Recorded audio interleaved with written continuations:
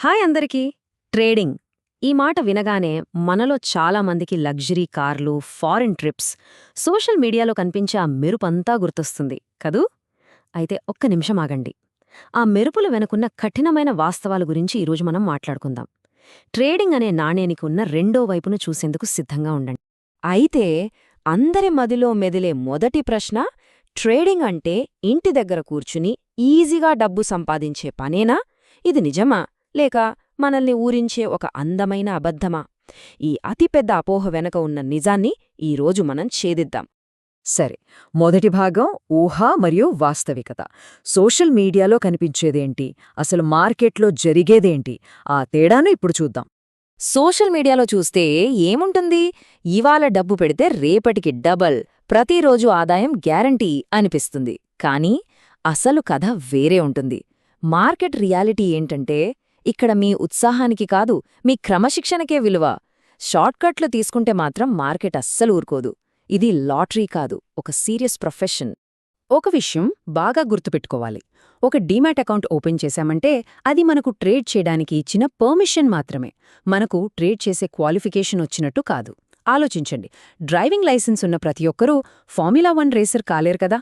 అలాగే మార్కెట్ అని ఈ రేస్ ట్రాక్ మీద నిలబడాలంటే దానికి స్కిల్స్ కావాలి, నాలెడ్జ్ కావాలి, చాలా ఎక్స్పీరియన్స్ కావాలి. అందుకే రెండో సెక్షన్లో మనం ట్రేడింగ్ను ఒక ఎడ్యుకేషన్గా ఎలా చూడాలో మాట్లాడుకుందాం. చూడండి, ఒక డాక్టర్ అవ్వాలంటే 7 ఏళ్ళు, ఇంజనీర్ అవ్వాలంటే 4 ఏళ్లు చదువుతాం. మరి ట్రేడింగ్ విషయంలో ఎలాంటి ట్రైనింగ్ లేకుండా కొన్ని గంటల్లోనే లక్షలు సంపాదించేయాలని అనుకోవడం ఎంతవరకు కరెక్ట్? ఏ ప్రొఫెషన్ అయినా సరే నేర్చుకోకుండా మనకు ఏమీ ఇవ్వదు. ట్రేడింగ్ కూడా అంతే. అయితే నిజమైన ట్రేడింగ్ ఎడ్యుకేషన్ అంటే ఏంటి? దీనికి 4 పిల్లర్స్ ఉన్నాయి. 1, మార్కెట్ని అర్థం చేసుకోవడం, అంటే కొనేవాళ్లకి అమ్మేవాళ్లకి మధ్య జరిగే యుద్ధాన్ని గమనించడం. 2, ప్రైస్ బిహేవియర్, ధరలు ఎందుకు కదులుతాయి, ఎలా కదులుతాయని తెలుసుకోవడం.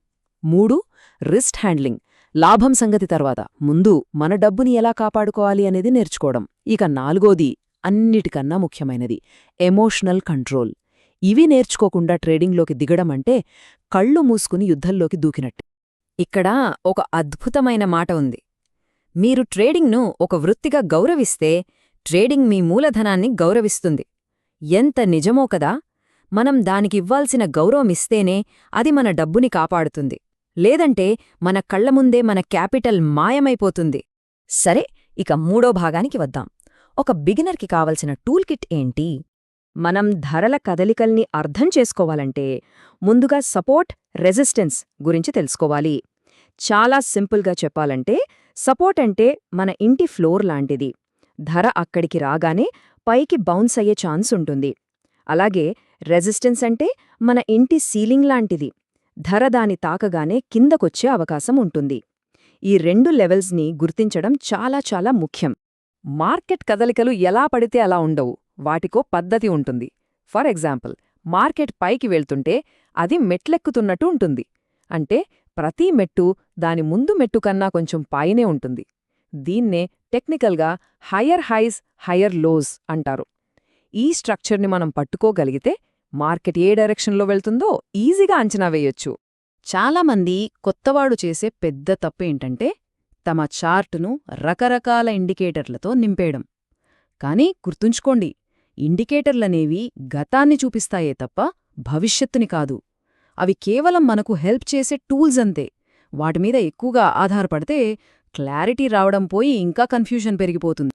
ఓకే, ఇక 4వ భాగానికి వచ్చేశాం. క్రమశిక్షణ కోసం పోరాటం. టెక్నికల్ అనాలిసిస్ నేర్చుకోవడం ఒకెత్తైతే మన మైండ్ని కంట్రోల్లో పెట్టుకోవడం మరో ఎత్తు. అసలైన యుద్ధం ఇక్కడే మొదలవుతుంది. ప్రపంచంలోనే బెస్ట్ స్ట్రాటజీ మన దగ్గర ఉండొచ్చు, కానీ దాని ఎమోషన్స్తో ట్రేడ్ చేస్తే రిజల్ట్ 0.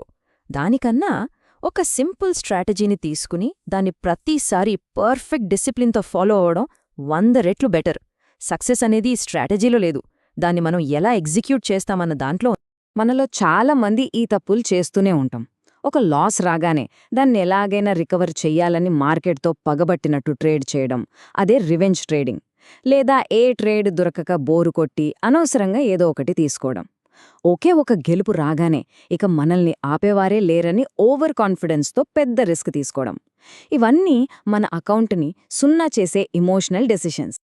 ఫైనల్గా మార్కెట్ మన స్ట్రాటజీని టెస్ట్ చెయ్యదు. అది మన ఓపికను, మన క్రమశిక్షణను పరీక్షిస్తుంది. అసలైన ఛాలెంజ్ బయట కాదు, మన లోపలే ఉంది. సరైన అవకాశం కోసం వెయిట్ చేయగలమా? లాస్ వచ్చినప్పుడు కూల్గా ఉండగలమా? ప్రాఫిట్ వచ్చినప్పుడు అత్యాశ పడకుండా ఉంటామా? ఇదే అసలు సిసలైన టెస్ట్.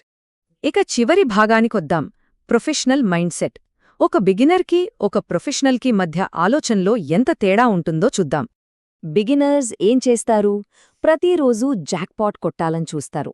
కానీ ప్రొఫెషనల్స్ వాళ్ళు ఒక పద్ధతి ప్రకారం కన్సిస్టెన్సీ మీద ఫోకస్ చేస్తారు.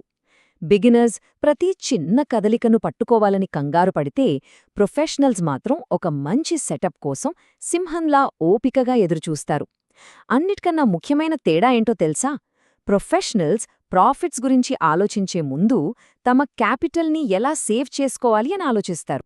ఒక కొత్త ట్రేడర్గా మన మొదటి లక్ష్యం ఏంటంటే ప్రాఫిట్స్ చేయడం కాదు, మార్కెట్ అనే ఈ యుద్ధంలో వీలైనంత ఎక్కువ కాలం బతికి ఉండటం. మన క్యాపిటల్ని కాపాడుకుంటూ మనం ఈ గేమ్లో ఉండగలిగితే ఎక్స్పీరియన్స్ అదే వస్తుంది, సక్సెస్ కూడా వెతుక్కుంటూ వస్తుంది. ఒక విషయం ఎప్పుడు గుర్తుంచుకోండి, ట్రేడింగ్లో సక్సెస్ చాలా నెమ్మదిగా వస్తుంది.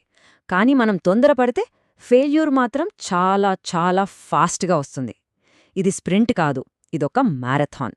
సరైన నాలెడ్జ్, క్రమశిక్షణ, అపారమైన ఓపిక ఇవే మనల్ని విజయతీరాలకు చేర్చే ఏకైక మార్గం.